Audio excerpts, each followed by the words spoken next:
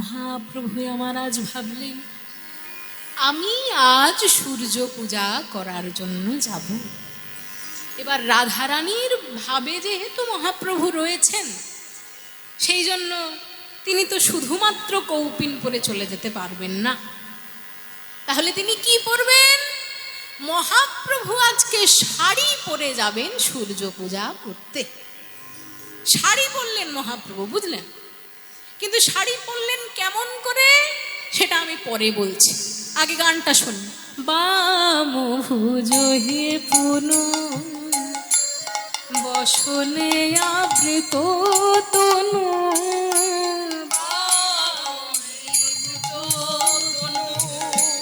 বসনে আবৃত তনু, কেন আমন নয়নে ঘন ছায়, বামন নয়নে ঘন ছায়। শুনুন, মন দিয়ে শুনলেন কথাটা? বাম ভুজনে ভুজহি পুনঃ বসনে মুখ ঝাঁপই। আচ্ছা মায়েরা, যারা যারা শাড়ি পরে এসছেন তারা একবার মন দিয়ে নিজেদের দিকে তাকিয়ে দেখুন।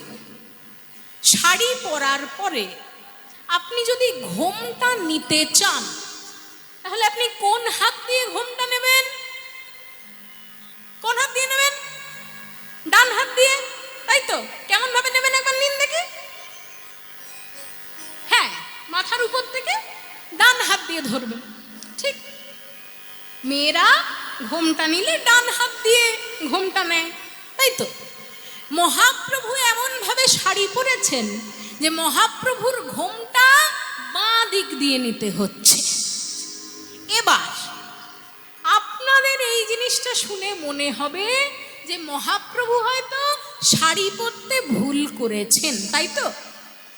শাড়ি পরতে ভুল না করে তো বাঁ দিক দিয়ে ঘোমটা হওয়ার কথা নয়। কিন্তু মায়েরা, আপনারা কিন্তু একটা জিনিস পুরোপুরি ভুলে গেছেন। কি ভুলে গেছেন? যে রাধারানীকে আমরা যতই বাঙালির মেয়ে বলে মনে করি না কেন, রাধারানী কিন্তু বাঙালির মেয়ে নন। রাধারানীর বাপের বাড়ি বর্ষানাতে, শ্বশুর বাড়ি জাবট গ্রামে, বারবার বৃন্দাবনে আসা যাওয়া, ও তো উত্তরপ্রদেশের মেয়ে। তাহলে বাঙালিদের মতো শাড়ি পরবেন কেমন করে, তাই না? কাজেই রাধারানী কোনোদিন কিন্তু বাঁ দিকে আঁচল করে ডান দিক দিয়ে ঘোমটা নিতেন না। রাধারানীর শাড়ি পরাতে ডান দিকে আঁচল আর বাঁ দিকে ঘোমটা।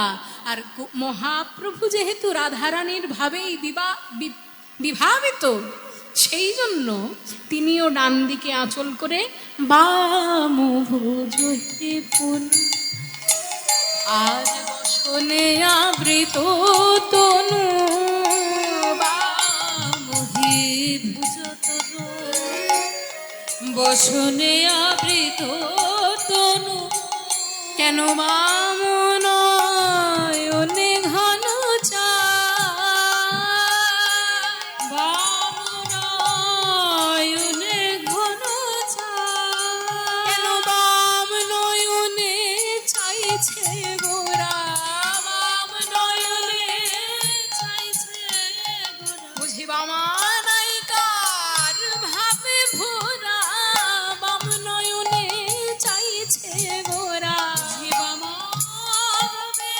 ভাবে গোরা, বাম নয়নে চাইছে, বুঝিবা মানাইকার ভাবে ভোরা, রসের গোরা ভাবের গোরা,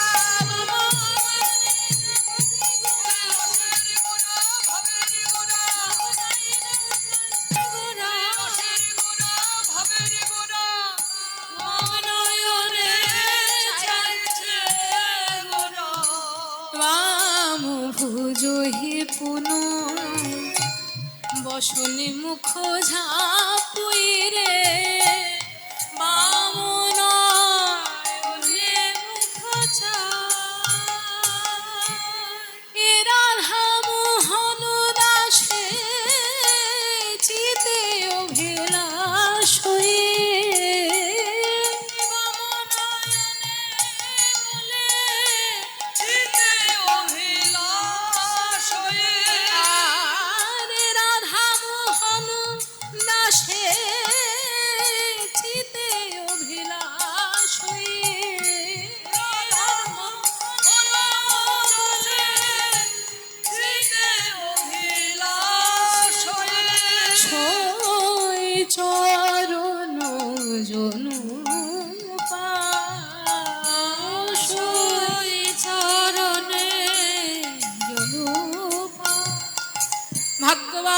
পদকর্তা রাধামোহন দাস ঠাকুর বলছেন, হে মহাপ্রভু, তুমি আজ সূর্য পূজা লীলা প্রকাশের জন্য যে রাধা রানীর ভাবটি নিলে, আমি আর কিছু চাই না, আমি তোমার আর কোনো রূপ দেখতে চাই না, কিন্তু আজ যে এত সুন্দর রূপটি তুমি গ্রহণ করেছো, এই রূপেই যেন তুমি আমার হৃদয়েও প্রকাশ হয়েও, তুমি এই না রূপে দেখা দিও,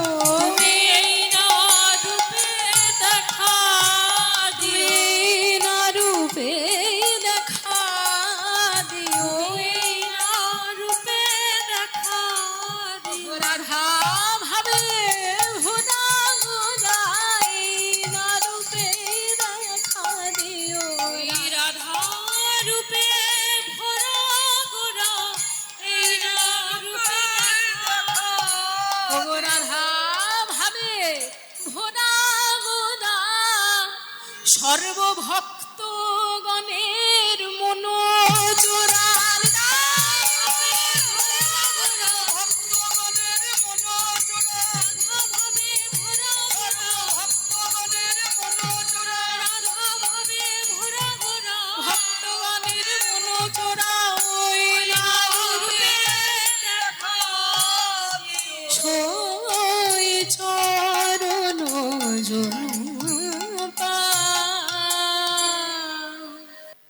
वृन्दावनं सखि भुवो वितनोति कीर्तिं यद् देवकी सुतपदाम्बुजलब्धलक्ष्मी गोविन्द वेणुमनमत्तमयूरनृत्यं प्रेक्षादृशान्ववरतान्यसमस्तसत्त्वम्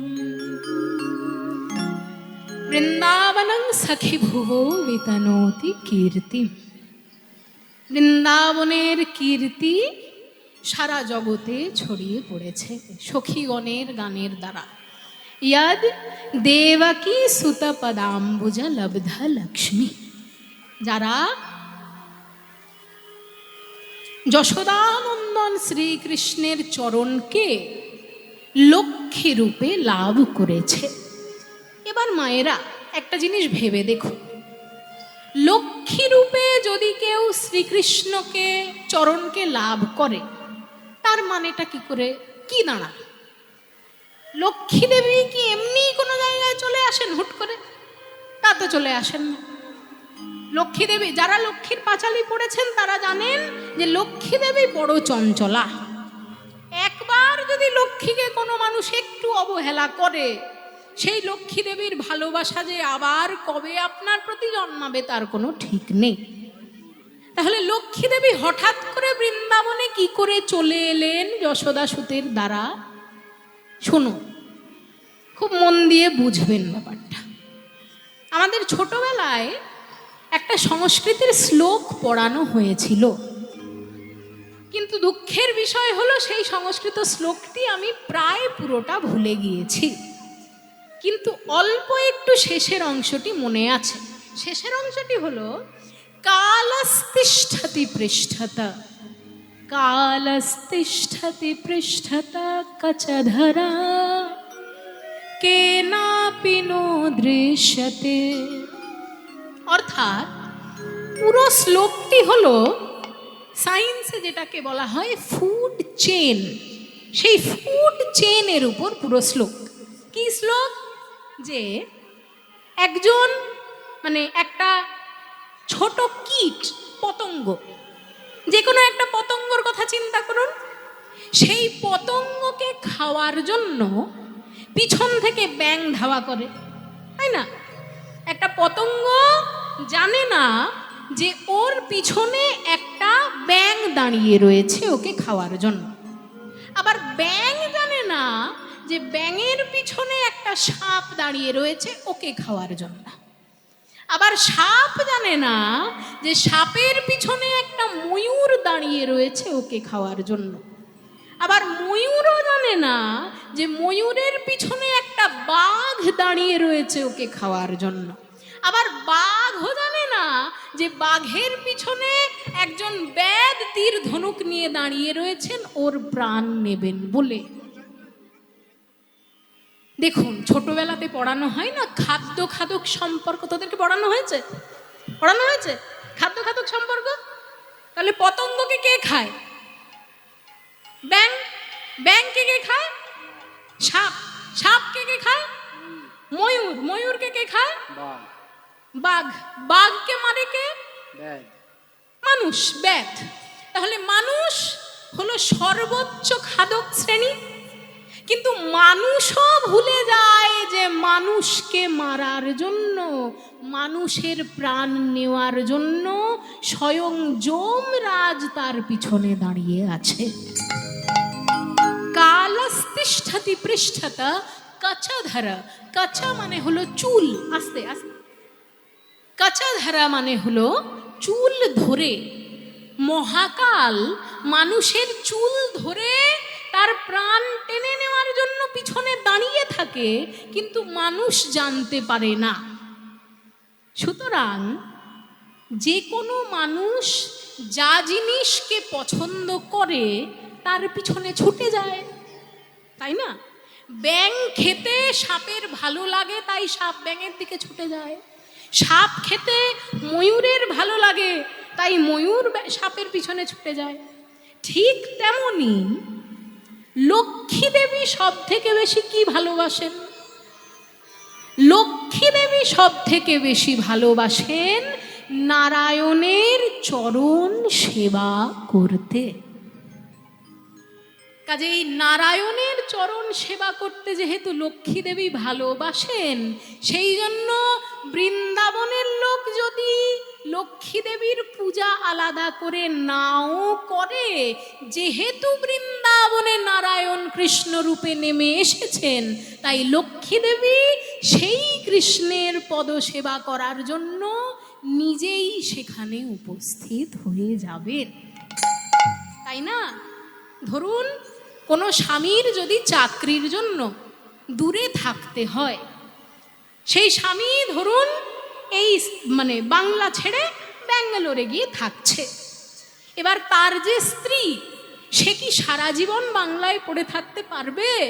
তার মনে হবে আমার স্বামী যেহেতু ব্যাঙ্গালোরে রয়েছে, আমি অন্তত 1 মাস হলেও তার কাছে গিয়ে তার সমস্ত কাজগুলো গুছিয়ে দিয়ে আসি। কাজেই স্বামী প্রিয়তম যে স্থানে থাকে, স্ত্রী প্রিয়তমা সেই স্থানে আপনি চলে যায়। সেই জন্য নারায়ণ যেহেতু গোবিন্দ রূপে নেমে এলেন বৃন্দাবনে, তাই মা লক্ষ্মী দেবী সেই নারায়ণের দেখা পেতে বৃন্দাবনে স্বয়ং উপস্থিত হলেন। यद्देवकी सुतपदाम्बुजलब्धलक्ष्मी गोविन्द वेणुमनमत्तमयूरनृत्यं प्रेक्षादृशान्वबरतान्यसमस्तसत्त्वम्। গোবিন্দ যখন একবার বাঁশি বাজাতেন, সমস্ত ময়ূরেরা ভাবত বুঝি আকাশে মেঘ গর্জন হচ্ছে, তাই সবাই পেখম তুলে নাচতে শুরু করে দিত। এমন সুন্দর বৃন্দাবন, তাকে দেখে আমাদের মতো সাধারণ ভক্তের দুটি নয়ন আনন্দে ভরে যায়। সেই বৃন্দাবন ধামে রাধারানী সখীর সঙ্গে বসে গল্প করছেন। বলছেন, ওরে সখী রে, আজকে সকালবেলায় আমার গোবিন্দ যখন গোষ্ঠে যাচ্ছিল, গোষ্ঠে যাওয়ার সময় একবার আমি শুধু তাকে নিজের চোখে দেখেছি, আর তো দেখতে পাইনি সখী। তোরা বল, আমি আমার গোবিন্দকে আবার কেমন ভাবে দেখবো? সকালবেলা সে যে গোষ্ঠে গেছিল, আমার এখনো মনে আছে গোবিন্দ কেমন ভাবে যাচ্ছিল জানিস? না না, পুরনো কথা নয়, আমার তো মনে হচ্ছে আমি এখনো দেখতে পাচ্ছি। ওই তো, ও সে যায় পদ রোহিয়া রোহিয়া ও সে যায় পদ রোহিয়া রোহিয়া ও সে যায় পদ রোহিয়া রোহিয়া। রবি বড় তাপ দিতেছে তাপ দিতেছে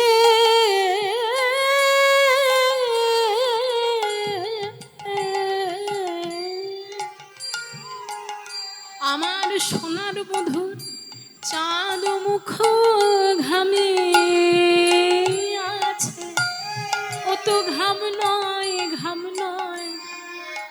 রাধারানী বলছেন রবি বড় তাপ দিতেছে, রবি বড় তাপ দিতেছে।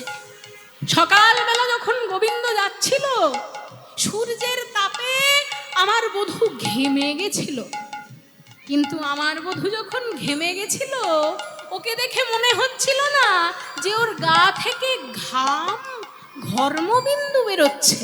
দেখে কি মনে হচ্ছিল জানিস?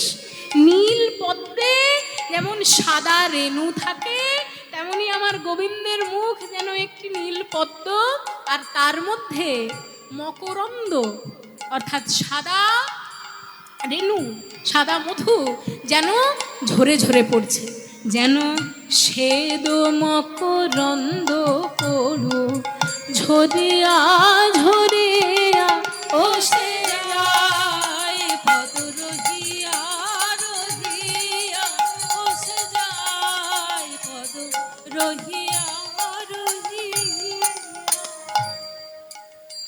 আর সখী আমি যদি আরে সখী আমি যদি মালা হতাম মালা হতাম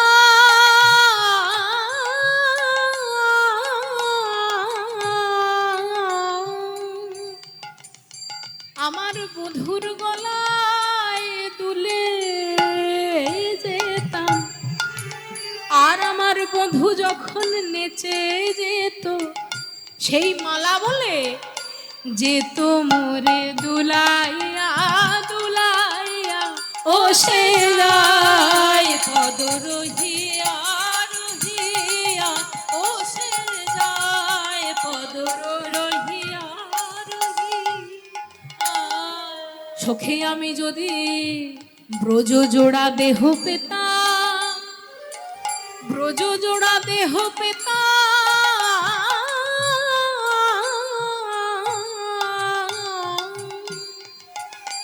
আমি সারা ব্রজের মাঠে বিছাইতাম, আর বধূ যখন নেচে যেত বধূ আমার বুকের উপর দিয়ে যেত তখন নাচিয়া নাচিয়া ও সে যায় পদ রোহিয়া রোহিয়া ও সে যায় পদ রোহিয়া রোহিয়া।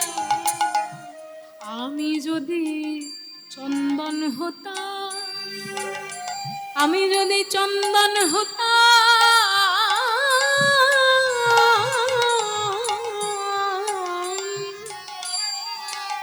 আমার বধূর সারা অঙ্গে আমি তখন মাখা রইতাম। রাধারানী কি বলছেন? বলছেন আমি যদি চন্দন হতাম তাহলে আমার বধূর সারা অঙ্গে মাখা রইত, তাই তো? সারা অঙ্গে চন্দন মাখলে কি হয়? অঙ্গ মানে শান্ত হয়, ঠান্ডা হয়ে যায়। তাহলে আমি যদি চন্দন হতাম বধূর সারা গায়ে মাখা থাকতাম, কিন্তু যেই একবার বধূ ঘেমে যেত, যখন কোনো মানুষ চন্দন করে ঘেমে যায় সেই চন্দন তো গলে গলে নিচে পড়ে। তাই রাধারানী বলছেন যদি আমি চন্দন হতাম বধূর সারা অঙ্গে মাখা রইতাম, আর বধূর ঘর্মবিন্দুর সঙ্গে পড়তাম পদে ঝুরিয়া ঝুরিয়া ও সে যায় পদ রোহিয়া রোহিয়া ও সে যায় পদ রোহিয়া রোহিয়া। আর বিধিতে বাঁধিল বা সখীরে না পুরিল মনুষা। ভেবেছিলাম গোবিন্দকে আরেকবার দেখবো, আর তো আমার দেখা হলো না। তাই মরি প্রাণী ঝুরিয়া ঝুরিয়া সে যায় পদ রহিয়া রহিয়া, ও সে যায় পদ রহিয়া রহিয়া। ভাগ্যবান পদকর্তা গোবিন্দ দাস বলছেন, গোবিন্দ দাস বলছেন, ওগো রাধে দয়া করে তুমি কেঁদো না। গোবিন্দ যাকে সব থেকে বেশি ভালোবাসেন তাকেই সব থেকে বেশি ব্যথা দেন। তোমায় তিনি ভালোবেসেছেন মানে তোমায় সব থেকে বেশি ব্যথা দেবেন, কিন্তু তারপর সব থেকে বেশি আপনও করে নেবেন। তাই গোবিন্দ দাস ইয়া কহে, ওগো জিয়ন্তে যা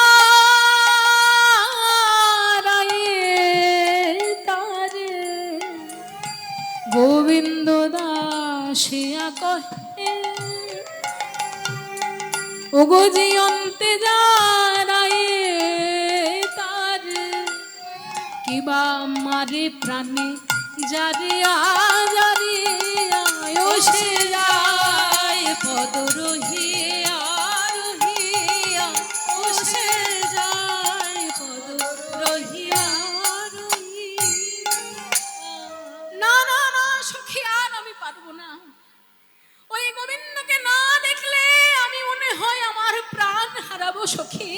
তাই দয়া করে বল, আমি আমার গোবিন্দের সঙ্গে কেমন ভাবে দর্শন করতে পারবো?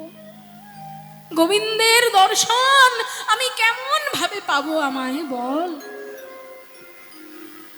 তখন সখীরা বলে দিল, রাধে এই তো দুপুর বেলা হয়ে গেছে, এখন আমরা যদি সূর্য পূজা করতে যাই তাহলে কিন্তু গোবিন্দ সেখানে আসলেও আসতে পারেন। তাহলে আমরা সবাই মিলে বরং সূর্য পূজা করতেই যাব, কিন্তু তার আগে তোর সখী তুলসীকে একবার ভালোভাবে বুঝিয়ে দে, সে যেন গিয়ে গোবিন্দকে বলে দেয় যে তুই তার সঙ্গে সাক্ষাৎ করতে আসছিস। তাই রাধা রানী সখী তুলসীকে কাছে নিয়ে বসালেন, বললেন, সখী তুলসী তুই আজকে দয়া করে আমার গোবিন্দকে গিয়ে বল যে তোমার রাধারানী কিছুক্ষণ পরে এই নিকুঞ্জ ভবনে আসবে, তুমি যেন তার জন্য অপেক্ষা করো। তাই তুলসীকে বোঝানোর জন্য রাধারানী বসেছেন। মন দিয়ে শুনবেন গানটি।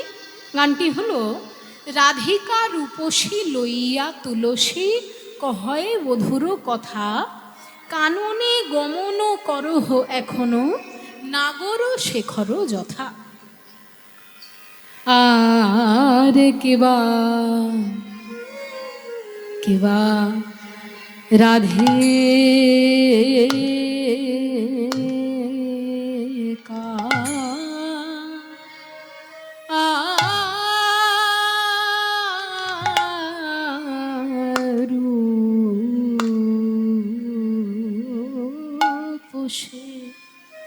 রাধিকা রূপসী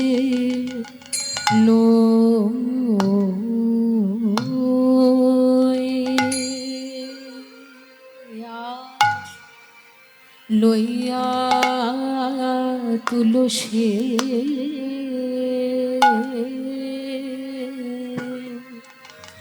আজ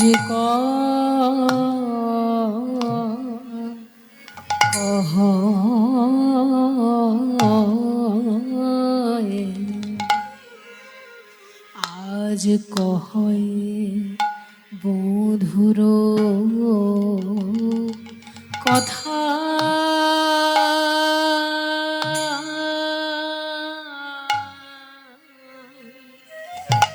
ধনিরামা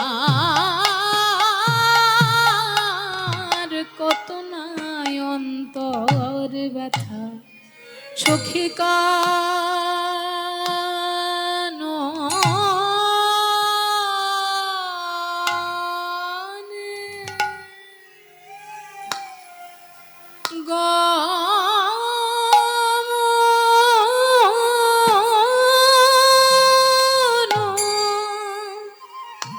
গমন করু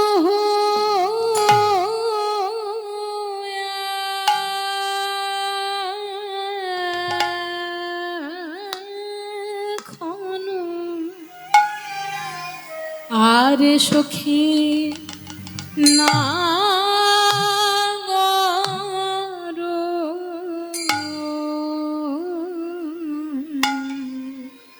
আমার নাগর সে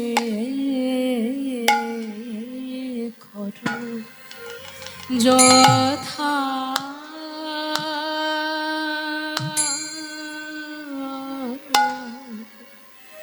ধনির আমার কত নাই অন্তর ব্যথা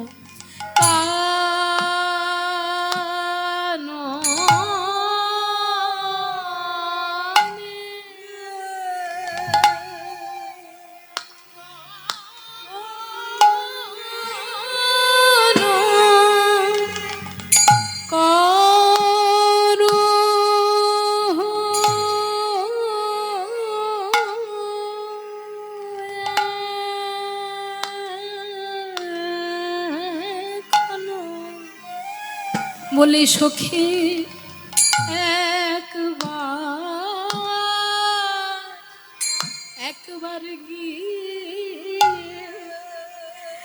একবার গিয়ে দেখে আয় গো কিবা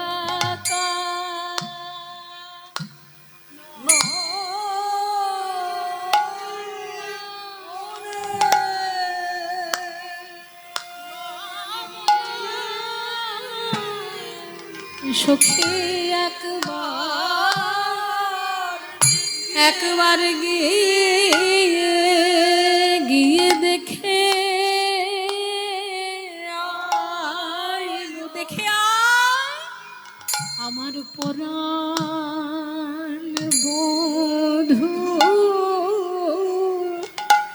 পরাণ বধূ কেমন আছে সখী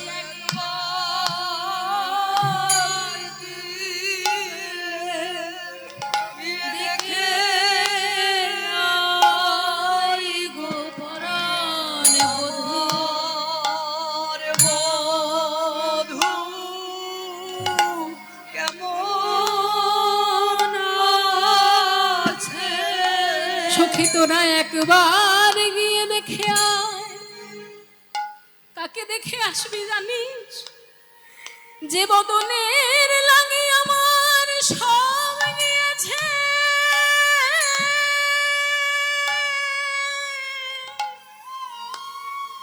যে বদন না হেরিলে আমি প্রাণে মরি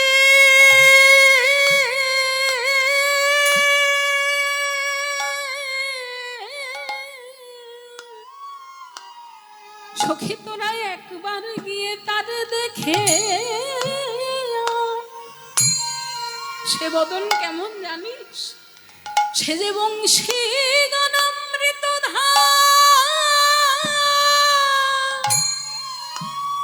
আর লাবণ্যামৃত জন্মস্থান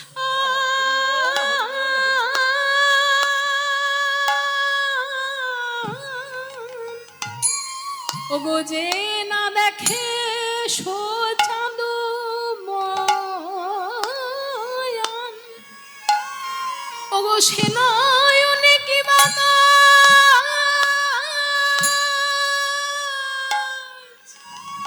সখী পড়ুক তার মুন্ডে বান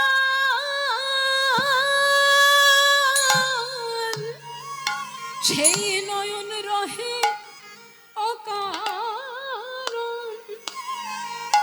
রাধারানী বলছেন যে সখীরে আমার গোবিন্দকে যারা দেখেনি তাদের ইন্দ্রিয়গণ তো বিফলেই গেল বল আমার গোবিন্দের মুখ, সেই মুখ কেমন জানিস? বংশী গানামৃত ধাম। বাঁশির এত সুন্দর অমৃতময় গান আমার গোবিন্দের মুখ ছাড়া তো বেরোয় না সখী। বংশী গানামৃত ধাম, লাবণ্যামৃত জন্মস্থান। লাবণ্যামৃত বলে যদি কিছু থাকে, সেই লাবণ্য একমাত্র গোবিন্দের বদনেই আছে, আর কোথাও নেই। তাই আমার কি মনে হয় জানিস, যদি কোনো ব্যক্তি জীবনে গোবিন্দের বদন না দেখে থাকে, তার জন্ম হওয়ার থেকে জন্ম না হওয়াই ভালো। আমার চক্ষু এমন ভাবে বিফল হলো, আমার কর্ণ কেমন ভাবে বিফল হলো জানিস? গোবিন্দের বংশীধ্বনি যার কর্ণে একবার প্রবেশ করেনি, তার কর্ণ কি কখনো সফল হতে পারে সখী? আমার গোবিন্দের বংশীধ্বনি আমার কর্ণে প্রবেশ করেনি, তাই আমার কর্ণ বুঝি বিফলে গেল। আমার নাসিকা মৃগুমদ নীলোৎপল মিলনে যে পরিমল। পৃথিবীতে তো কত অগুরু চন্দন, কত নানান সুন্দর প্রসাধনী দ্রব্য আসতে মানুষরা মাখে, তা থেকে নাকি সুগন্ধ ছড়ায়, কিন্তু আমার গোবিন্দকে তো কোনোদিন সুগন্ধি মাখতে হয়নি।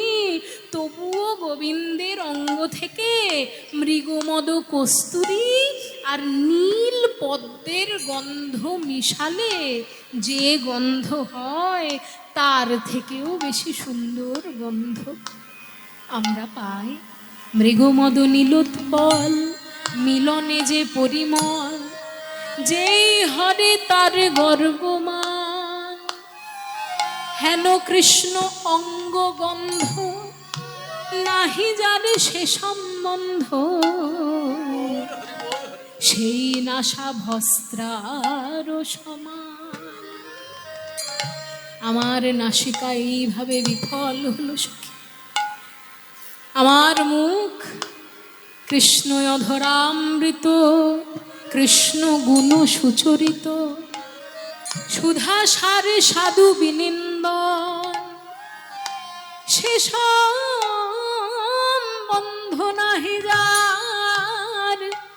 বৃথা জন্ম গেল তার, সেই জিহ্বা ভেক জিহ্বা সম। গোবিন্দের কথা যে বলল না, গোবিন্দের অধরামৃত প্রসাদ যে গ্রহণ করল না, তার জিহ্বা আর একটি ব্যাঙের জিহ্বা, ভেক জিহ্বা, মধ্যে কোনো তফাৎ নেই। গোবিন্দের স্পর্শ কোটি চন্দ্র সুশীতল। সেই কোটি চন্দ্র সুশীতল স্পর্শ যার অঙ্গে হয় নাই, তার পরশ যেন স্পর্শ মনি। সে সম্বন্ধ নাহি যার সখী, তার মধ্যেই তো আমি পড়লাম। তাহলে আমার ত্বক বিফল হবে না তো কার ত্বক বিফল হবে বল সখী? শুধু তাই নয় সখী, সখী রে সখী, জন্ম থাকতে বুঝি গোবিন্দের অমন সুন্দর রূপ, অমন সুন্দর স্পর্শ, অমন শব্দ গন্ধ কোনো কিছুই আমার গ্রহণ করা হলো না। তাই বলি সখী শুনো মোর হতবিধি বল।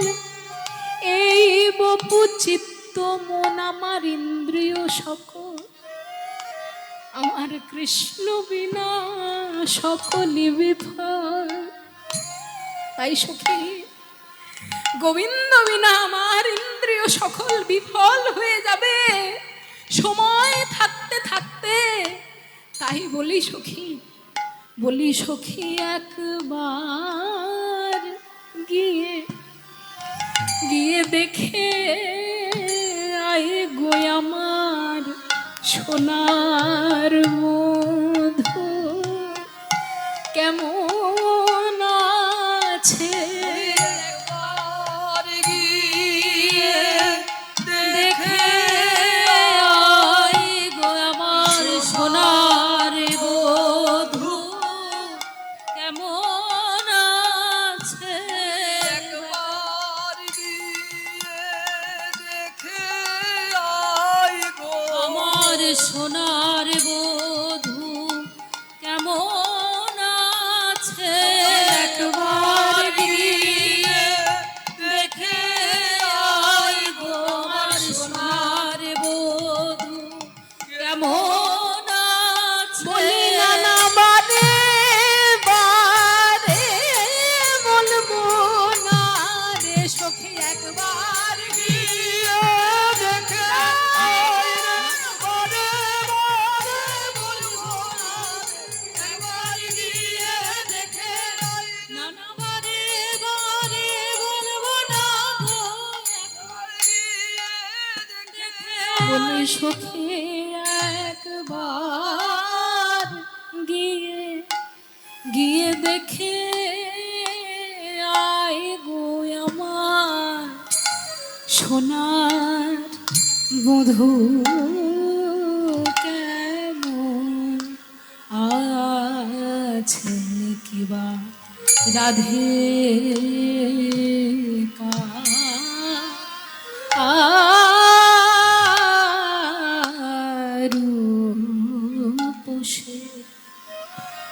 রাধিকা রূপসী নিজের সখীদের কাছে নিয়ে বললেন, তুলসীকে বোঝালেন, সখী আমার গোবিন্দের কুশল একবার জেনে আয় আর তাকে বলে আয় আজ আমি তার দর্শনের জন্য যাব।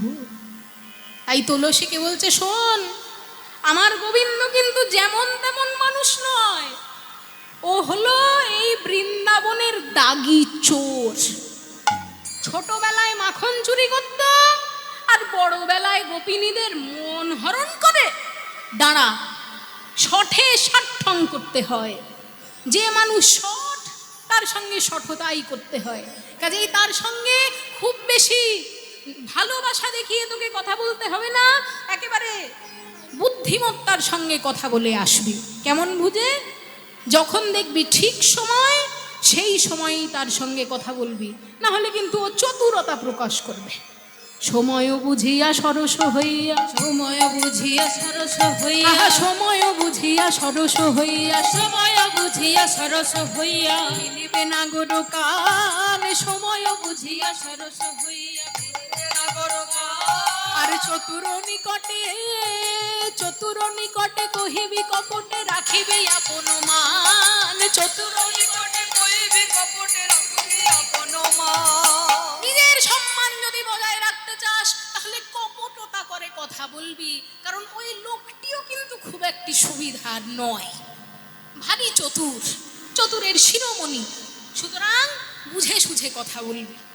তখন তুলসী বললেন, আরে বাবা রাধে, তুই কি ভুলে যাচ্ছিস যে আমরা কার সখী? যে চতুরের শিরোমণি এসে যার চরণের দাস হয়ে যায়, সেই ব্যক্তির সখীদের কাছে কি আর সে চতুরতা করতে পারবে? গোবিন্দ যতই শিরোমণি হোক না কেন, তোর চরণে তো সে তোর প্রিয়তম, কাজেই আমাদের কাছে সে চতুরতা করবে না, আমি এক্ষুনি চললাম। তাই তুলসী তুলসী মনের তুলসী তুলসী মনের হরসে চলিলা রায়ের বলে, তুলসী তুলসী মনের হরসে চলিল রায়ের বলে। কর্পূর তাম্বুল লইয়া ফুল হার মিলল সরসী কুলে, কর্পূর তাম্বুল লইয়া সরসী মিলল রাধা কুণ্ড তীরে এসে দাঁড়ালো, কুণ্ড তীরে এসে দাঁড়ালো, কুণ্ড তীরে এসে দাঁড়ালো, কুণ্ড তীরে এসে দাঁড়ালো। ও গো গোবিন্দ কোথায় আছো? কুণ্ড তীরে এসে দাঁড়ালো, ও গো গোবিন্দ কোথায় আছো? কুণ্ড তীরে এসে দাঁড়ালো। বলি গোবিন্দ তুমি কোথায় আছো? গোবিন্দ কোথায় আছো সেটা জানতে হলে কি করতে হবে মায়েরা? কি করতে হবে শুনুন, এগুলো ছোট ছোট ট্যাকটিক্স এগুলো শিখে রাখা ভালো। যে ব্যক্তি যা ভালোবাসে তাকে সেই জিনিসের নাম করলে সেই ব্যক্তি কোথায় আছে খুঁজে পাওয়া যাবে। ধরুন আপনাদের পাড়ার কোনো মানুষকে খুঁজে পাওয়া যাচ্ছে না, কিন্তু সেই ব্যক্তি রসগোল্লা খেতে ভারী ভালোবাসে, তাহলে কি করবেন? পাড়ার মধ্যে একটা বড় রসগোল্লা বিতরণ অনুষ্ঠান করবেন।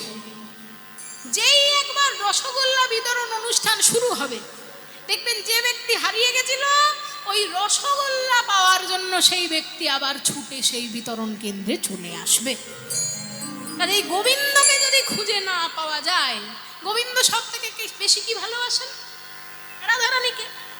রাধারানীর নাম যদি কেউ একবার করে দেয়, গোবিন্দ সেখানে ঠিক হাজির হয়ে যাবে। তাই গোবিন্দ তুমি কোথায় আছো, না না তাতে হবে না, জয় রাধে শ্রী রাধে বলে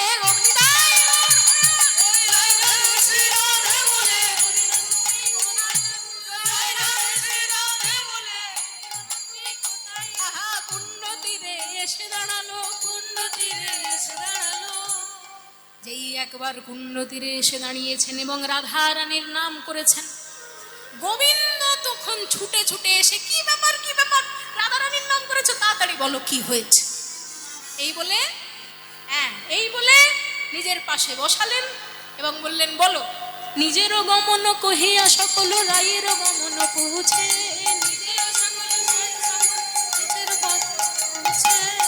বলো রাই ধনী কেমন আছে, রাই ধনী কেমন আছে, ও তুলসী বলো বলো রাই ধনী কেমন আছে, ও তুলসী বলো বলো রাই ধনী কেমন আছে। তুমি কিছু বলছো না কেন? ও আমার সঙ্গে বুঝি তোমার রাধারানী চতুরতা করতে বলেছে? এ ধনী চতুরি না করো চাতুরি, এ ধনী চতুরি না করো চাতুরি, আমারও শপথি তোরে, এ ধনী চতুরি না করো চাতুরি, আমার শপথি তোরে। রায়ের কুশল কহিয়া সকল শীতল করো মোরে, রায়ের কুশল শীতল করো মোরে। ও তুলসী, আমার সঙ্গে তুমি রসিকতা করো না, কারণ তোমার রাধারানীকে দেখতে না পেয়ে আমার কি অবস্থা হয়েছে জানো? সে যে বিনোদিনী দিবস রজনী অন্তরে খেলয় মন, ও সে বিনোদিনী অন্তর সরসী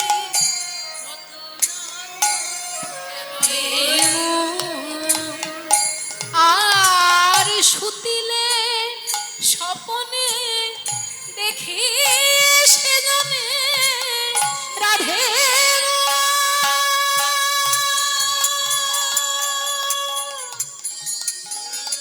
ও গো রাধে গো,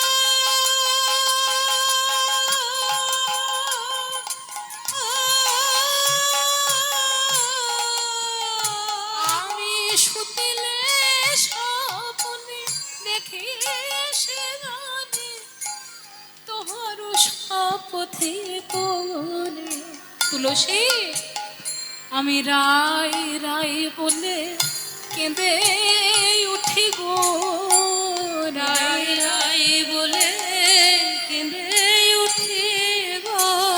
তুলসী, তোমায় শপথ করে বলি, রাই রাই বলে কেঁদে উঠি। তুলসী, তোমায় শপথ করে রাই রাই বলে কেঁদে উঠি গো। তুলসী, তোমায় শপথ করি আমি রাই রাই বলে কেঁদে উঠি, যখন আমি ঘরে একা বসে শুয়ে থাকি, রাই রাই বলে কেঁদে উঠি, রাই রাই বলে কেঁদে উঠি, রাই রাই বলে কেঁদে উঠি, আমি রাই রাই বলে কেঁদে উঠি। বলো তুলসী, সে কি আজকে আসবে? তুলসী গোবিন্দকে বললে, ওগো গোবিন্দ, এতক্ষণ রাধারানীকে দেখে এলাম, তোমার নাম ধরে কাঁদছে, এখন তোমায় দেখে তুমি রাধা নাম ধরে কাঁদছ। এতেই বোঝা যায় ভক্তের চোখে যদি জল আসে, ভগবানও তাকে দেখে কাঁদে। বলি, গোবিন্দ তুমি চিন্তা করো না, আজকেই তোমার রাধারানীর সঙ্গে তোমার মিলন হবে। কিছুক্ষণ পরে রাধারানী সূর্য পূজা করার জন্য আসবেন, সেই স্থানে এসে তোমার সঙ্গে রাধারানীর দেখা হবে।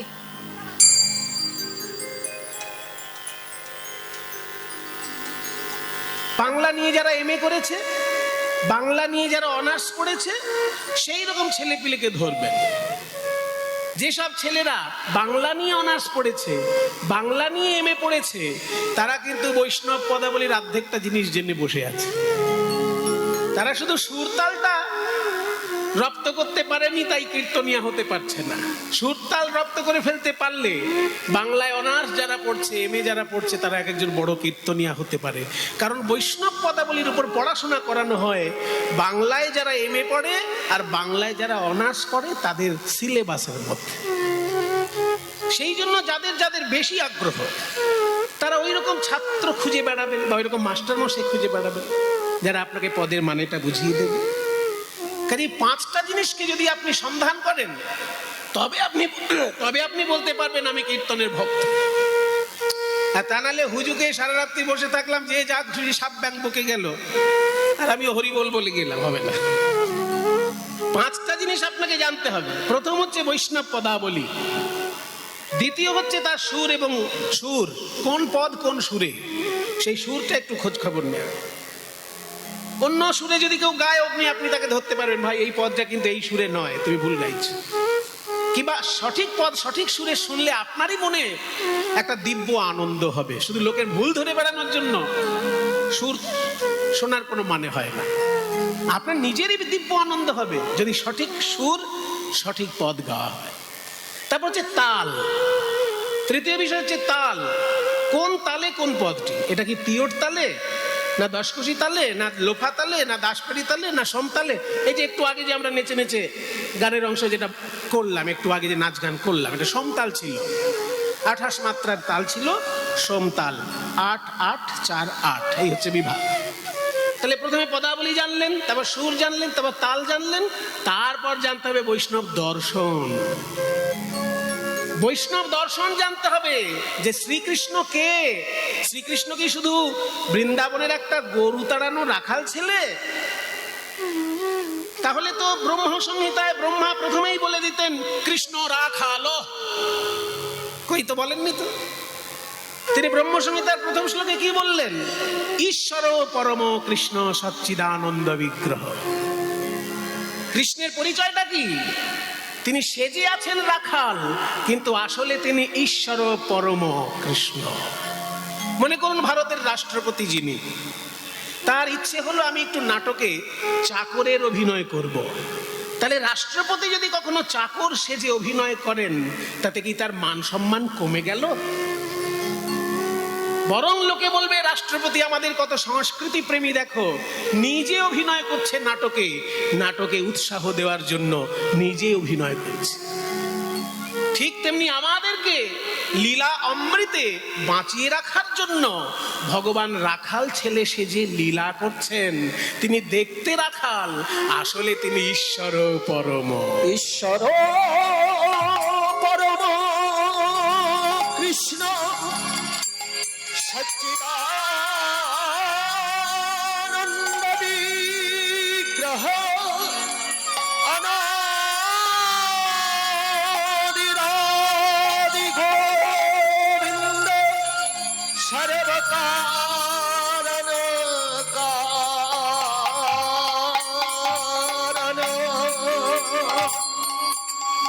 এক্ষুনি উচ্চারণ করা হলো সম্পূর্ণ শ্লোকটা। ব্রহ্মা বেশ কয়েকটি শ্লোক লিখেছেন কৃষ্ণকে নিয়ে, আর সেই গ্রন্থটির নাম হচ্ছে ব্রহ্ম সংহিতা। এই গ্রন্থটি এতটাই মূল্যবান গ্রন্থ যে চৈতন্য মহাপ্রভু দক্ষিণ ভারতে ভ্রমণ করতে গিয়ে এই গ্রন্থটি লিখিয়ে নিয়ে এসেছিলেন। আমাদের বাংলায় এই গ্রন্থ পাওয়া যেত না। তখনকার দিনে পূর্ব ভারতে এই বইটাই পাওয়া যেত না। কি বাংলা, উড়িষ্যা, আসাম, বিহার, গোটাটাই তো পূর্ব ভারত। এই এত বড় অঞ্চলে তখন এই গ্রন্থটি পাওয়া যেত না, দক্ষিণ ভারতে প্রচলিত ছিল। চৈতন্য মহাপ্রভু যখন দক্ষিণ ভারতে ভ্রমণে যান, তখন তার সামনে কেউ একজন এই গ্রন্থটি পড়ছিলেন। মহাপ্রভুর এত ভালো লেগে গেল যে পুরো বইটা একদম লিখিয়ে, তখনকার দিনে তো জেরক্স মেশিন ছিল না, জেরক্স প্রিন্টার এসব তো ছিল না, তাহলে একটু সুবিধে হতো। তখনকার দিনে বই থেকে নকল করতে গেলে একজনকে লিখে নকল করতে হতো। তাই সেই বইটা মহাপ্রভু লিখিয়ে নকল করে তবে আমাদের দেশে এনেছিলেন। দুটো বই এনেছিলেন, একটা হচ্ছে ব্রহ্মসংহিতা, আর একটা হচ্ছে কি, কোন গ্রন্থ কে বলতে পারে? আর একটা কোন বই এনেছিলেন মহাপ্রভু দক্ষিণ ভারত থেকে বাংলার জন্য? যারা ভোজন রসিক হয় তারা শুধু নিজেরা খায় না, অন্যকে খাবারের ব্যবস্থা করে। মনে করুন আপনি যখন বিয়ে বাড়িতে খেতে বসেছেন, এমন একটা সন্দেশ আপনার পাতে এসে পড়লো, সেই সন্দেশটা বাড়িতে আপনার ছেলের ভালো লাগে, ছেলে বাড়িতে আছে, বিয়ে বাড়িতে আসতে পারেনি, তখন আপনি লুকিয়ে লুকিয়ে বলবেন না যে ভাই ওই সন্দেশ আর একটা আমাকে দাও তো, আমি ব্যাগের মধ্যে নিয়ে যাব। আপনি লাজ লজ্জার মাথা খেয়ে ছেলের জন্য তখন একটা সন্দেশ চেয়ে নেবেন। কারোর কাছে চাওয়াটা লজ্জার ব্যাপার, কিন্তু তখন আপনার লজ্জা মাথায় থাকবে না, ছেলের মুখটা মনে পড়বে যে আমাকে এত সুন্দর একটা সন্দেশ দিয়েছে, এই সন্দেশটা তো আমার ছেলের প্রিয়, ছেলে তো বাড়িতে আছে। তখন দেখবেন মা লাজ লজ্জার মাথা খেয়ে বলবে যে ভাই ওই সন্দেশ থাকলে আরেকটা আমাকে দাও তো। ব্যাগের মধ্যে ঢুকিয়ে নিয়ে মা ছেলের জন্য নিয়ে আসবে। ঠিক তেমনি ভাবে মহাপ্রভু দক্ষিণ ভারতে এই গ্রন্থটি যখন পড়তে শুনলেন, তার এত ভালো লাগলো যে নকল করিয়ে নিয়ে আমাদের জন্য নিয়ে এসেছিলেন এই গ্রন্থটি, এই ব্রহ্মসংহিতা। আরেকটি হচ্ছে, আমি আশা করছিলাম কারোর কাছে নামটা শুনতে পাবো, কিন্তু শুনতে পাচ্ছি না যখন আমাকেই বলতে হবে। তার লীলা কিন্তু আপনারা সবাই জানেন, তার পালা সবাই জানেন, কারণ আপনারা দক্ষিণ 24 পরগনার মানুষ, প্রচুর গান শোনেন। তার পালাটা আপনাদের মুখস্থ, কিন্তু লোকটির নামও এখন বলতে পারছেন না, তার বইটার নামও বলতে পারছেন না। বলুন তো কোন মহাপুরুষ বাইজির প্রেমে পড়ে বাইজিকে ভালোবেসে গৃহত্যাগ করে বৃন্দাবনে গেছিল? এই তো কতজন একসঙ্গে উত্তর দিলেন, খুব ভালো লাগলো। আপনারা যদি কোনো পালা শোনেন, এত মন প্রাণ দিয়ে শোনেন যে আপনাদের ঘটনাটা পুরো ছবির মতন মনে থাকে, এই তার প্রমাণ। যার নাম আপনারা বললেন সেই বিল্লমঙ্গল ঠাকুর, যে বাইজিকে ভালোবেসেছিল সেই বাইজির নাম চিন্তামণি। ওই চিন্তামণিকে ভালোবেসে বিল্লমঙ্গল ঠাকুর পরবর্তীকালে তার এত বৈরাগ্য উদয় হয়, গৃহত্যাগ করে বৃন্দাবনে আসেন। সেই বিল্লমঙ্গলের লেখা যে বইটা, সেই বইটাও মহাপ্রভু দক্ষিণ ভারত থেকে এনেছিলেন আমাদের জন্য। সেই বিল্লমঙ্গলের লিখিত গ্রন্থটির নাম হলো শ্রীকৃষ্ণ কর্ণামৃতম। শ্রীকৃষ্ণ কর্ণামৃতম এই বইটাও মহাপ্রভুর এত ভালো লেগেছিল যে বইটি মহাপ্রভু নকল করে আমাদের এনেছিলেন। তাহলে ব্রহ্মসংহিতা থেকে একটা শ্লোক যেমন শোনালাম, তেমনি কৃষ্ণ কর্ণামৃত থেকেও একটা শ্লোক শোনাই। মধুরং মধুরং বপুরস্য বিভো, মধুরং মধুরং বদনং মধুরং মধুরং মধুরং বপুরস্য বিভো, মধুরম মধুরম বদনম, মধুরং মধুরং বপুরস্য বিভো, মধুরং মধুরং বদনং মধুরং মধুরং মধুরং বপুরস্য বিভো, মধুরম মধুরম বদনম মধুরম।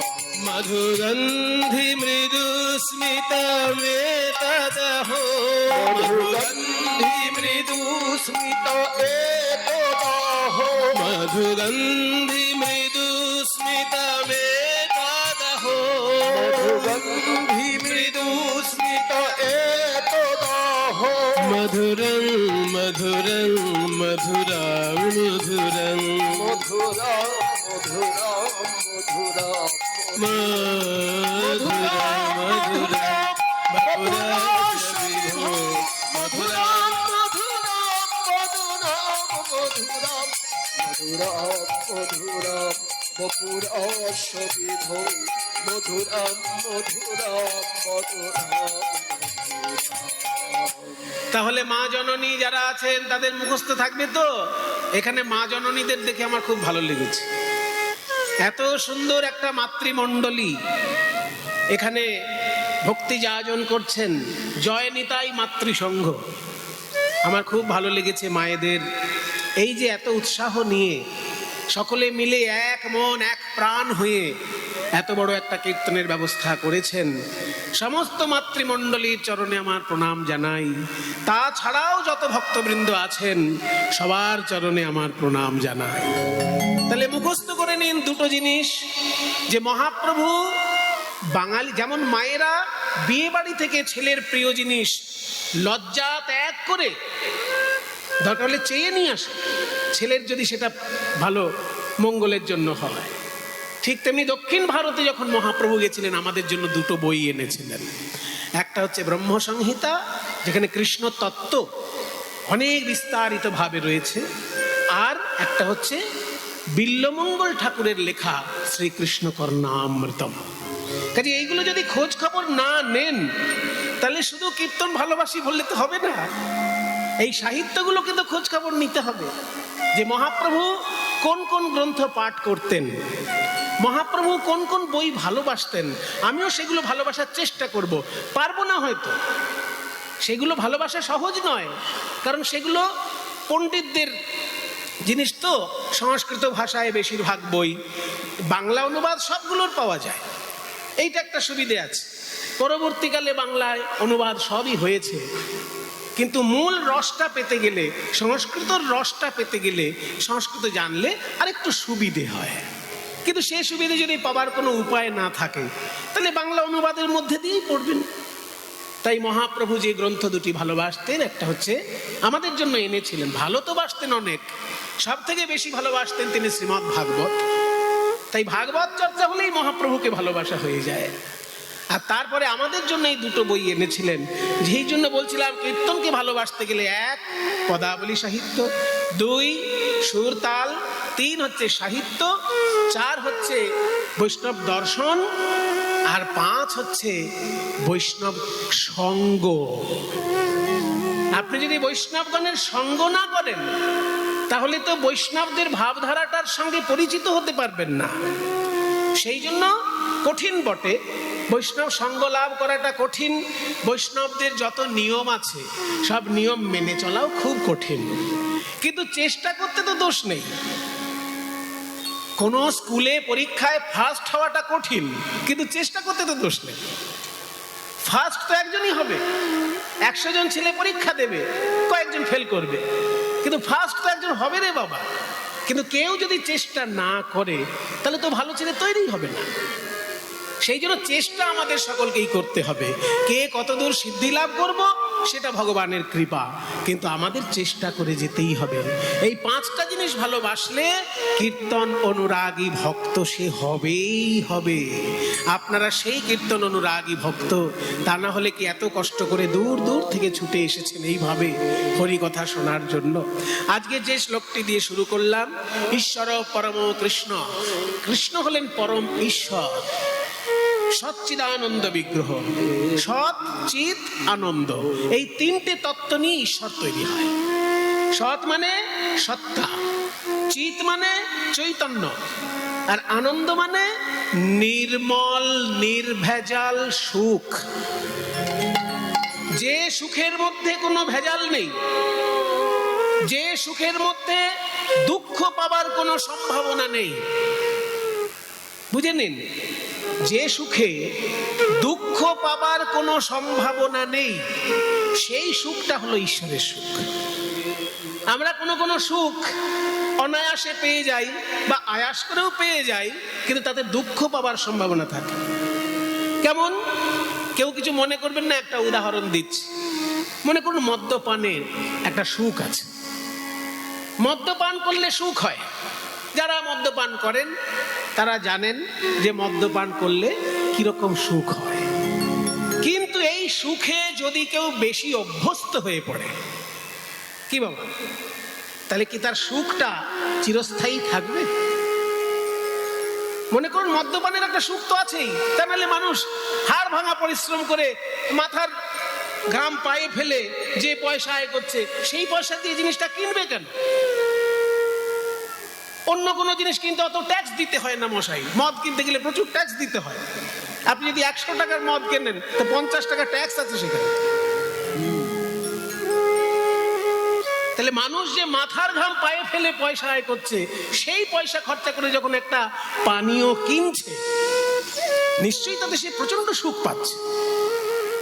কিন্তু সেই সুখে যদি সে অভ্যস্ত হয়ে পড়ে, কিছুদিন পরেই ডাক্তারের কাছে যেতে হবে, আর ডাক্তারবাবু বলছেন আপনার লিভারটার 12টা বাজিয়ে ফেলেছে, এই লিভার মেরামত করতে আমার এইবার মাথার ঘাম পায়ে পড়বে, তাই না? তাহলে এই সুখটা, যে সুখটা তাকে এনে দিল পয়সার বিনিময়ে, সেটা কিন্তু তার সত্যিকারের সুখ হলো না। ওই সুখের মধ্যে কিন্তু তার দুঃখ নিহিত আছে। সুখটা সুখই, কিন্তু তার সঙ্গে যদি দুঃখ মিশে থাকে, সেটা কোনো মতেই ঈশ্বরের সুখ হতে পারে না। ঈশ্বরের যেগুলো সুখ, তার মধ্যে দুঃখের কোনো বালাই নেই। উদাহরণ দিচ্ছি এক্ষুনি। মনে করুন কেউ প্রতিদিন 1000 নাম জপ করে, তারপরের মাসে সে 1,00,000 নাম জপ করা অভ্যাস করলো। 1000 জপ করতো আগে, এখন সে 1,00,000 নাম জপ করে। তার কি লিভার খারাপ হবে? তার চোখ খারাপ হবে? তার কান খারাপ হবে? কিডনি খারাপ হবে? আগে 1 বোতল মদ খেত, এখন 10 বোতল মদ খায়, তার কিন্তু লিভার খারাপ হতে পারে। কিন্তু যে আগে 1000 নাম জপ করতো আর এখন 1,00,000 নাম জপ করে, তার কোনটা খারাপ হবে? লিভারও খারাপ হবে না, কিডনিও খারাপ হবে না, সব শরীর সুন্দর থাকবে। বরং দুশ্চিন্তা যদি আগে বেশি হতো, এবার সে দুশ্চিন্তা কম করতে পারছে, কারণ নাম জপ করতে হচ্ছে। সময়টা ঠাকুরের চরণে চলে যাচ্ছে। সেই জন্য যে সুখটার মধ্যে দুঃখের কোনো সংযোগ থাকে না, দুঃখ যার সঙ্গে সম্পর্ক থাকে না, সেই রকম সুখ হচ্ছে ঈশ্বরের সুখ। ওইটাইকে বলছে সৎচিৎ আনন্দ। ওই সৎচিৎ আনন্দ নিয়ে ঈশ্বর গঠিত। সেই আনন্দটা নির্মল সুখ, নির্ভেজাল সুখ। সেই সুখ তিনি যদি কৃপা করে দেন তবে আমরা পাই। সেই সুখ থাকে কোথায়? নাম জপে থাকে, ধ্যানের মধ্যে থাকে, কীর্তন গানে থাকে, ভাগবত পাঠে থাকে, গীতা পাঠে থাকে, তীর্থযাত্রায় থাকে, গুরু বৈষ্ণবের সেবায় থাকে। এই সব কাজগুলো করতে পারলে সেই নির্মল সুখের স্বাদ পাওয়া যায়। নিতাই গৌর প্রেমানন্দ হরি। তাই শাস্ত্র বলছে ঈশ্বর পরম কৃষ্ণ সচ্চিদানন্দ বিগ্রহ অনাদিরাদি। গোবিন্দ নিজে হচ্ছেন অনাদি, তার কোনো আদি নেই, সেই জন্য তিনি অনাদি, অনাদি। আবার তিনি নিজে সমস্ত কিছুর আদি, তাই তিনি অনাদি কিন্তু সমস্ত কিছুর আদি। আদি মানে মূল, তার কোনো মূল নেই কিন্তু তিনি সমস্ত কিছুর মূল। ওই জন্য বলছে অনাদি আদি। তাহলে অনাদি আদি যদি আপনার রাদি কেন বলেন? অনাদি রাদি, আসলে ওই রটা হচ্ছে বিসর্গ। অনাদি এই বিসর্গটা রয়ে পরিণত হয়ে পরের আয়ের সঙ্গে যুক্ত হয়ে গেছে। সন্ধির ব্যাপার, ওগুলো গ্রামারের ব্যাপার। অনাদি আদি গোবিন্দ একসঙ্গে বলতে হবে, অনাদি আদি গোবিন্দ। তিনি নিজে অনাদি কিন্তু তিনি সমস্ত কিছুর আদি, তাই অনাদি আদি। আবার গোবিন্দ, গোবিন্দ শব্দের অর্থ কি? গো মানে গরু, বিন্দ মানে জানা। গরুর ভালো মন্দ যিনি জানেন, কিভাবে গরুকে ভালো রাখা যায়, কিভাবে গরুকে খুশি রাখা যায়। কারণ গরু অন্যান্য মানুষের কাছে কুকুর বিড়ালের মতো একটা পশু মাত্র, কিন্তু ভারতবর্ষের মুনি ঋষি বলেছেন তুমি যদি মানুষ হও, গরু তোমার কাছে মায়ের সমান। তুমি যদি বাঘ হও, মানুষ যদি না হও, তুমি যদি বাঘ হও, তাহলে হরিণও যা, ছাগলও যা, গরুও তাই, কারণ তার কাছে সেটা খাদ্য। তুমি যদি বাঘ হও, সিংহ হও, নেকড়ে বাঘ হও, কুমির হও, তোমার কাছে ছাগলও খাদ্য, হরিণও খাদ্য, তেমনি গরু একটা সামান্য পশু। কিন্তু তুমি যদি মানুষের মতো মানুষ হও, তাহলে গরু তোমার কাছে পূজনীয়। গরু তোমার মা।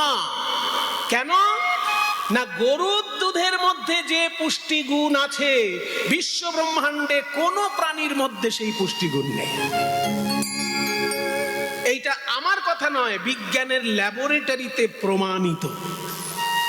এখানে যারা মাধ্যমিক পাশ করেছেন তারা জানেন যে মাধ্যমিকের স্ট্যান্ডার্ডে যখন লাইফ সায়েন্স পড়ানো হয়, ওই জীবন বিজ্ঞানের মধ্যে একটা প্রশ্ন থাকে যে সুষম আহার কাকে বলে, থাকে না? সুষম আহার ইংরেজিতে বলে ব্যালেন্সড ফুড। সুষম আহার কাকে বলে না, যে খাবারের মধ্যে খাদ্যের 6 রকমের গুণই বৈশিষ্ট্য বজায় থাকে। খাদ্য তো 6 রকমের, কি কি? মহা মুশকিল, আবার সেই মাধ্যমিকে গিয়ে বিজ্ঞান পড়তে হবে এখন। খাদ্য 6 রকমের বাবা ও মায়েরা, জেনে রাখো, খাদ্য কিন্তু 6 রকম। বলে দূর, আমরা সারাদিন রান্না করি কত রকমের খাদ্য, ডাল ভাত পোস্ত, পায়েস চাটনি শুক্তো, আলু পটল, আলু বেগুন, আলু ফুলকপি, কত রকমের আছে। আপনার হচ্ছে 6 রকম। বলে 6 রকম হচ্ছে মূল খাবার। আমরা যেগুলো বানাচ্ছি ওই 6টি খাবারের ভ্যারাইটি বানাচ্ছি। আমরা ওই খাবারগুলোর বৈচিত্র্য তৈরি করছি, কিন্তু মূল খাবার 6টি। কি কি? প্রথম হচ্ছে কার্বোহাইড্রেট। এই যে আপনারা ভাত খাচ্ছেন, রুটি খাচ্ছেন, চাউমিন খাচ্ছেন, তারপরে ময়দা খাচ্ছেন, এই সবগুলোই কিন্তু কার্বোহাইড্রেটের মধ্যে পড়ছে। কার্বোহাইড্রেট, ভাত রুটি এইগুলো সব কার্বোহাইড্রেটের মধ্যে পড়ে। তারপর হচ্ছে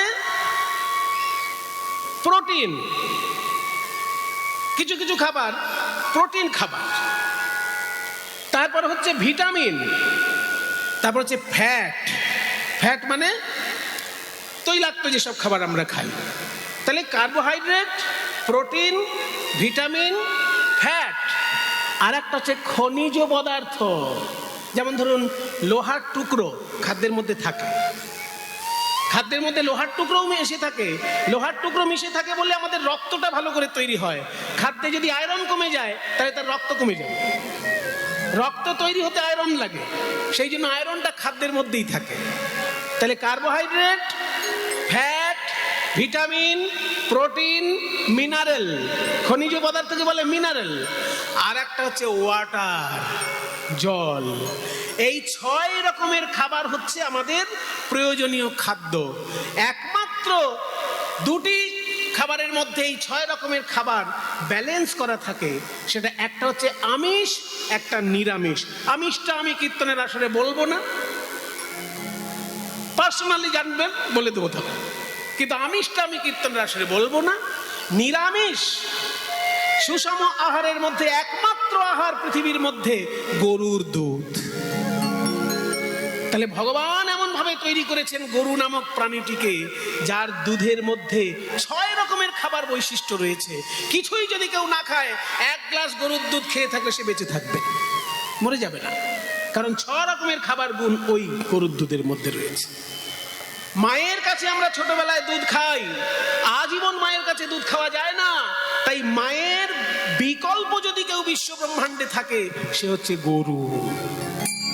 কারণ তার দুধের মধ্যেই একমাত্র, দুধ তো সবারই আছে, ছাগলেরও দুধ আছে, তারপরে হরিণেরও দুধ আছে, বাঘেরও দুধ আছে, কিন্তু পুষ্টিগুণ, খাদ্যগুণ, 6 রকমের খাদ্যগুণ কোন দুধ? বিজ্ঞানীগণ প্রমাণ করেছেন, আমি আপনি নয়, বিজ্ঞানী বলছে বিশ্ব ব্রহ্মাণ্ডে একমাত্র গরুর মধ্যে 6 রকমের খাদ্যগুণ গরুর দুধে পাওয়া যায়। তাই মা তোমার কাছে প্রথম পূজনীয়, মায়ের বিকল্প হিসেবেই গরু পূজনীয়। সেই জন্য গরুর ভালো মন্দ গোবিন্দ জানেন বলে গোবিন্দের নাম গোবিন্দ। গো মানে গরু, বিন্দ মানে জানা। এবার গো শব্দটার তাত্ত্বিক অর্থ আছে। গো মানে শুধু গরু না, গো মানে আবার ইন্দ্রিয়, গো মানে পৃথিবী। এই পৃথিবীর সুখ দুঃখের খবর যিনি জানেন তিনি গোবিন্দ। আমাদের সমস্ত ইন্দ্রিয়ের যিনি অধীশ্বর তিনি গোবিন্দ। এগুলো তাত্ত্বিক অর্থ। কাজে গোবিন্দ মানে গরুকে যে ভালো করে জানে। ঈশ্বর পরম কৃষ্ণ সচ্চিদানন্দ বিগ্রহ অনাদি আদি গোবিন্দ। তিনি কে না সর্বকারণ কারণম, সমস্ত কারণের কারণ তিনি। নিতাই গৌর প্রেমানন্দে হরি বল। একটা শ্লোকের ব্যাখ্যা আপনারা শুনলেন। এই শ্লোকটি লেখা রয়েছে ব্রহ্ম সংহিতায়, যা মহাপ্রভু স্বয়ং আমাদের জন্য যত্ন করে এনেছিলেন দক্ষিণ ভারত থেকে।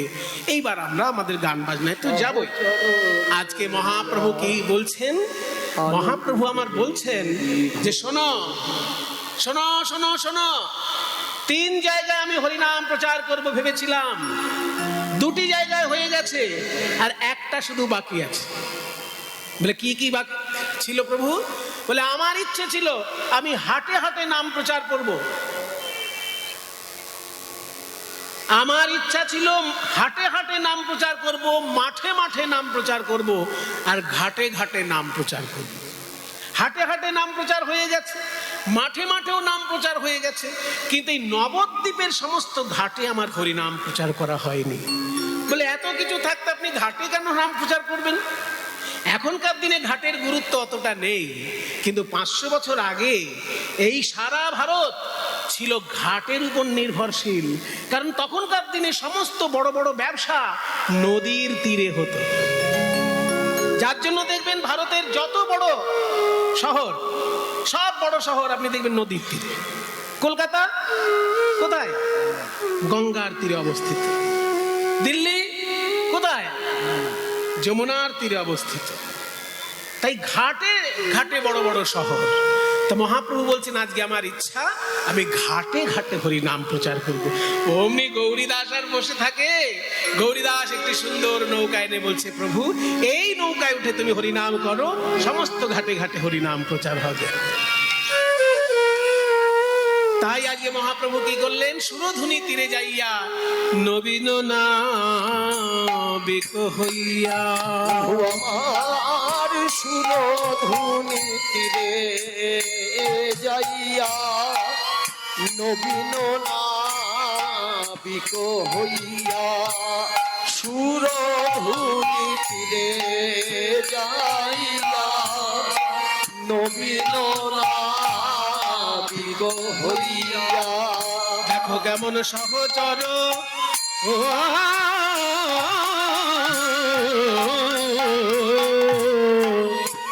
সহচর মেলিয়া খেলায় গো, ওই সহচর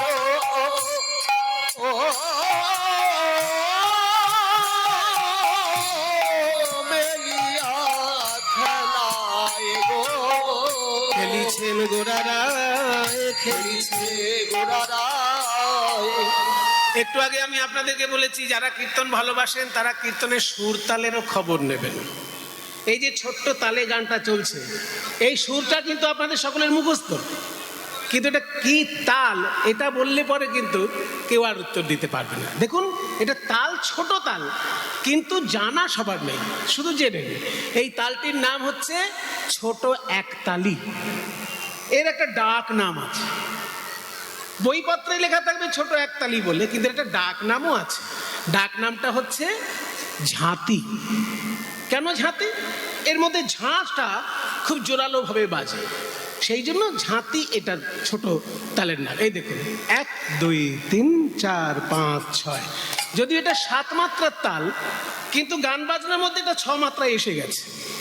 7 মাত্রা কিভাবে হবে? এটা 7 মাত্রা যদি করতেই হয় তাহলে এটা 3.5 বিভাগ করতে হবে। 1 2 3 হাফ, 1 2 3 হাফ, 1 2 3 হাফ, 3-এর সঙ্গে হাফ যাবে, 3.5 হবে। কিন্তু সেইভাবে গান বাজনা করলে গানের মাধুর্য থাকে না, সেই জন্য 7টা ওই 3.5 না করে 3 ভাগে এসে গেছে। 1 2 3 4 5 6, ধিত্তা কি ধাধি ধা, ধিত্তা কি ধাধি ধা, ধিত্তা তা কি ধা ধি ধা 1 2 3 4 5 6 খেলিছে প্রিয় গদাধর সঙ্গে ওই রঙ্গে ওই প্রিয় গদাধর সঙ্গে পুরবরা ভসরঙ্গে। প্রভু আমার নৌকায় বসিয়া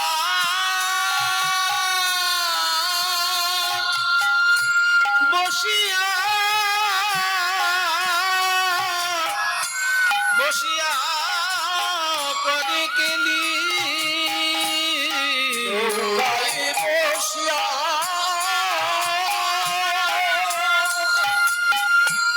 বসিয়া করে কেলি। হাজার হাজার ভক্ত, মহাপ্রভুর হাজার হাজার ভক্ত, কিন্তু একজনের মুখের দিকে তাকিয়ে গান গাইছেন কেন? কে সেই ভাগ্যবান যার মুখের দিকে তাকিয়ে মহাপ্রভু গান গাইছেন? মনে করুন এত লোক আপনারা কীর্তন শুনছেন, এবার আমি কারোর দিকে না তাকিয়ে যদি একজনের মুখের দিকে তাকিয়ে আগাগোড়া কীর্তন গাই, তাহলে বিরক্ত হবেন না আপনারা? এই ভাই, আমরা বসে আছি, আমাদের দিকে দেখছো না কেন? ওই কি আছে তোর মুখে? কি মতো মতো আছে মুখে? তাহলে আমি যদি কারোর দিকে না তাকিয়ে একজনের মুখের দিকে তাকিয়ে গান করি, বিরক্ত হবে। আজকে এত লোক নৌকায়, মহাপ্রভু কারোর দিকে না তাকিয়ে একজনের মুখের দিকে তাকাচ্ছেন কেন? কে সেই ভাগ্যবান? বলছি ইনি কে জানো? ইনি পূর্বজন্মে স্বয়ং রাধা রানী। রাধা গোবিন্দের মিলিত তনু হলেন চৈতন্য মহাপ্রভু। কিন্তু সেই রাধা গোবিন্দের মিলিত তনুটি কেমন দেখাবে, সেইটা দেখার জন্য স্বয়ং রাধারানী আবার কলিযুগে গদাধর রূপে জন্মগ্রহণ করেছে। সেই জন্য মহাপ্রভু যেহেতু আজকে তার ভিতরে কৃষ্ণ ভাব জাগ্রত হয়েছে, তাই গদাধরের মুখের দিকে তাকিয়ে তিনি গান গাইছেন। নৌকায় বসিয়া করে কেলি, নৌকায় বসিয়া করে কেলি। সবার কাছে ঘোষণা করা হচ্ছে, শোনো শোনো শোনো, আজকে চৈতন্য মহাপ্রভুর নৌকায় যারা বসে হরিনাম গাইবে তাদের কাউকে 1 পয়সাও দিতে হবে না।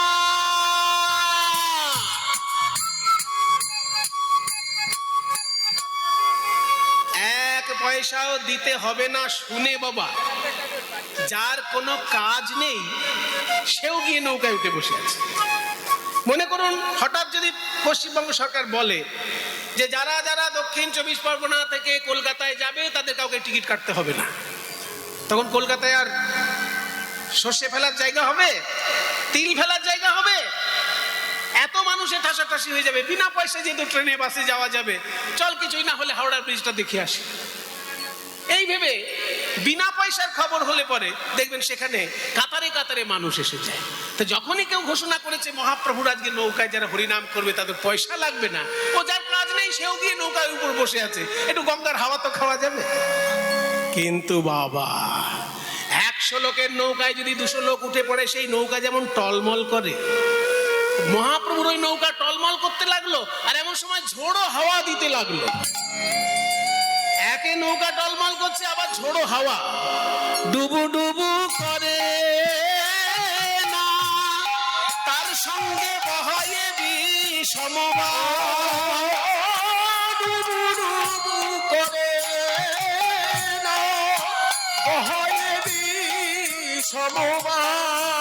তাই দেখি হাসে গোরা মনমালি গো, দেখি হাসে গোরা বনমালী।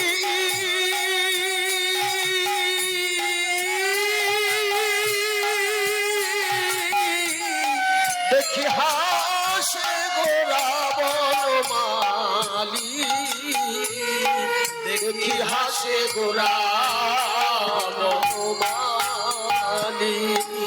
সবাই বলে চৈতন্য মহাপ্রভু বড় পণ্ডিত। সত্যিই তো চৈতন্য মহাপ্রভু এত সুন্দর ছাত্রদেরকে পড়াতেন যে সেই সময় অন্যান্য মাস্টার মশাইদের কাছ থেকে সবাই চৈতন্য মহাপ্রভুর কাছে ছুটে আসতো পড়ার জন্য। কিন্তু সেই চৈতন্য মহাপ্রভু আজকে নৌকার উপর উঠে হাসছেন, লোকের প্রাণ সংশয়। আর সেই সময় মহাপ্রভু হাসছেন, এটা কি ভালো দেখাচ্ছে? মনে করুন যে জীবনে হরিনাম করে না, সে ওই নৌকায় বসেছে, এবার যখন দেখছে জল উঠে আসছে নৌকার উপর, তখন তার অবস্থাটা কেমন? সাঁতার জানে না আর জীবনে হরিনামও বলে না, এবার দেখছে নৌকায় জল উঠে আসছে, তার অবস্থাটা কি এখন? হরিবল হরিবল হরিবল হরিবল হরিবল হরিবল। মানে জীবনে যে হরিবল বলে না, আজকে ভয়ে পড়ে সেও হরিবল বলছে। মহাপ্রভু আজকে হাসছেন, কিন্তু হাসলে কি হবে? নিত্যানন্দ ধমক দিয়ে বললেন, এই ভাই নিমাই, তোকে লোকে পণ্ডিত বলে আর আমাকে লোকে পাগল বলে, কিন্তু এই কি পণ্ডিতের লক্ষণ? শত শত মানুষের আজকে প্রাণ সংকটাপন্ন, এখনই নৌকা ডুবে গেলে সবাই মরে যাবে। একে নৌকা ডুবছে, তারপর আবার ঝোড়ো হাওয়া, আর এই সময় তুই হি করে হাসছিস। এই পণ্ডিত, লোকে আমাকে বলে পাগলা নিতাই, কিন্তু তোকে তো পণ্ডিত বলে, নিমাই পণ্ডিত বলে, পাগলা নিমাই কেউ বলে না। কি পণ্ডিতের লক্ষণ এই তো? গৌর সুন্দর বলছে, দাদা গো, আমি যে কেন হাসছি আর কেউ না বুঝুক, তোমার বোঝা উচিত না। আমি অত ঘোরালো পেঁচানো কথা বুঝি না, সহজ করে বল কেন হাসছিস? লোকে ডুবতে বসেছে, তুই হাসছিস। আমি কেন হাসছি জানো? এই যে যারা আজকে ডুবে যাবার ভয়ে হরিবোল বলছে, আমি নিজে একদিন এদের বাড়ি গিয়েছিলাম, সবার হাতে পায়ে ধরে বলেছি, ওরে কলিজি, একবার বদন ভরে হরিবোল বলো। এই নরজনম দুর্লভ জনম, সবাই মিলে একবার বাহু তুলে হরিবোল। আবার হরিবোল, আবার হরিবোল, হরি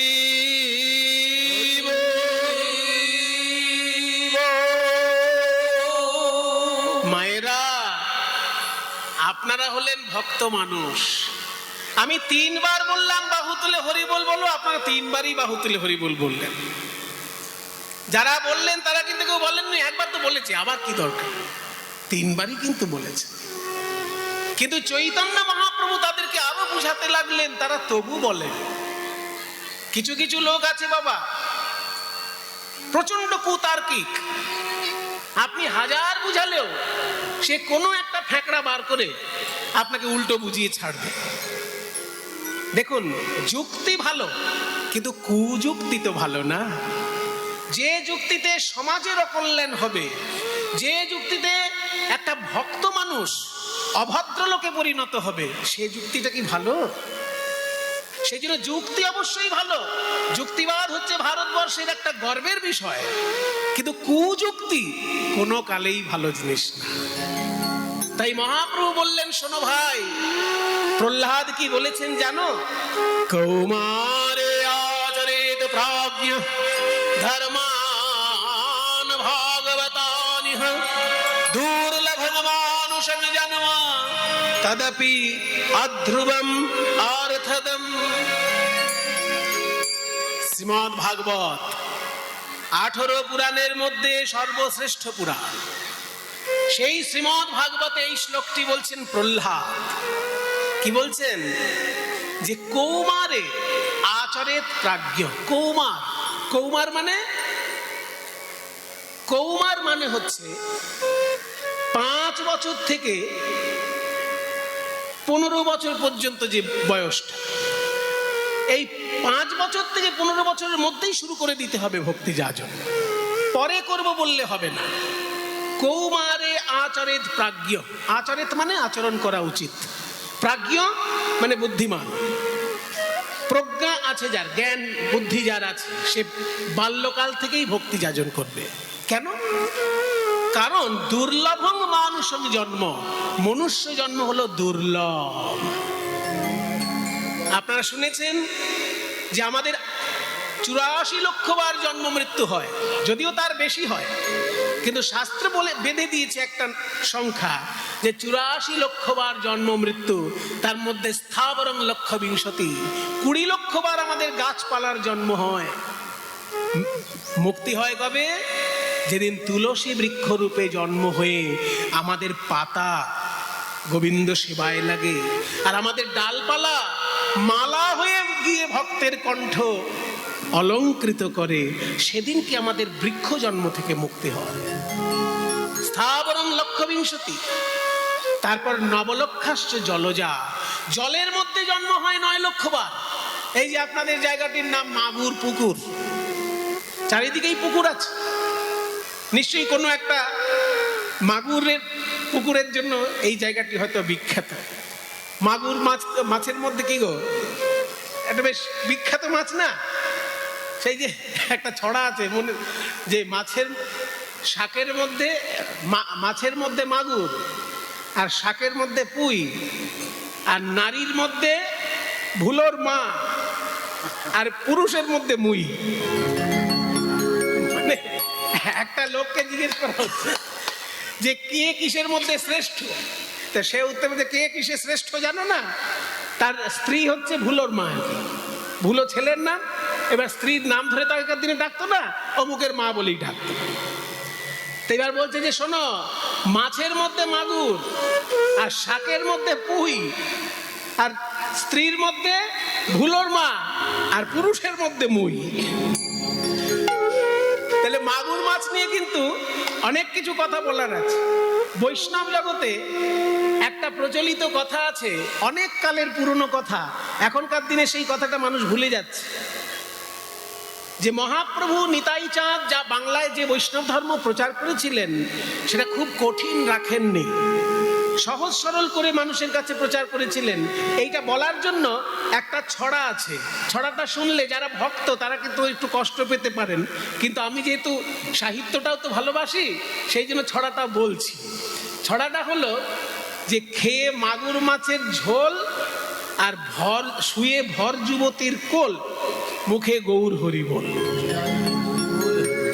এরকম একটা ছড়া বাংলার ছড়ার মধ্যে প্রচলিত আছে।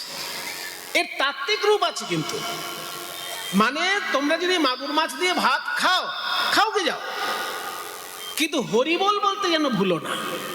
অন্তত হরি নামটা মুখে রেখো। যে কিছুই পারে না সে কি করবে? হরি নামটা মুখে রাখলেও তো তার কল্যাণ হবে। সেই জন্য এই কথাটা বলা, যে খেয়ে মাগুর মাছের ঝোল, শুয়ে ভর যুবতীর কোল।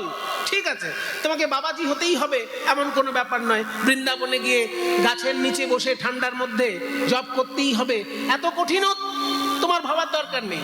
তোমার স্ত্রী যদি ভর যুবতী হয়, থাকো স্ত্রীকে নিয়ে,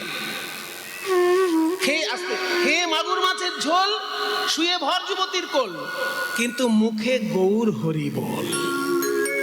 তুমি খাও যা খুশি, শুয়ে থাকো তোমার স্ত্রীর কাছে, বৈরাগ্য এখনই দরকার নেই, সম্ভব হলে বৈরাগ্য করবে, কিন্তু হরি বল বলতে যেন ছেড়ো না। এইটা হচ্ছে বলার উদ্দেশ্য। এবারে তাত্ত্বিক দিক আছে। এর তাত্ত্বিক দিক হলো, এখানে মাগুর মাছ বলতে ওই মাগুর মাছটাকে বোঝানো হচ্ছে না। মাগুর মাছ যেমন কালো হয়, তেমনি আমাদের চোখের মণি কি কালো। মাগুর মাছ যেমন আকর্ষণীয় একটি মাছ, তেমনি দেখবেন মানুষের মুখমণ্ডলের মধ্যে চোখ হচ্ছে আকর্ষণীয়। সেই জন্য চোখটাকে এখানে মাগুর মাছ বলা হচ্ছে।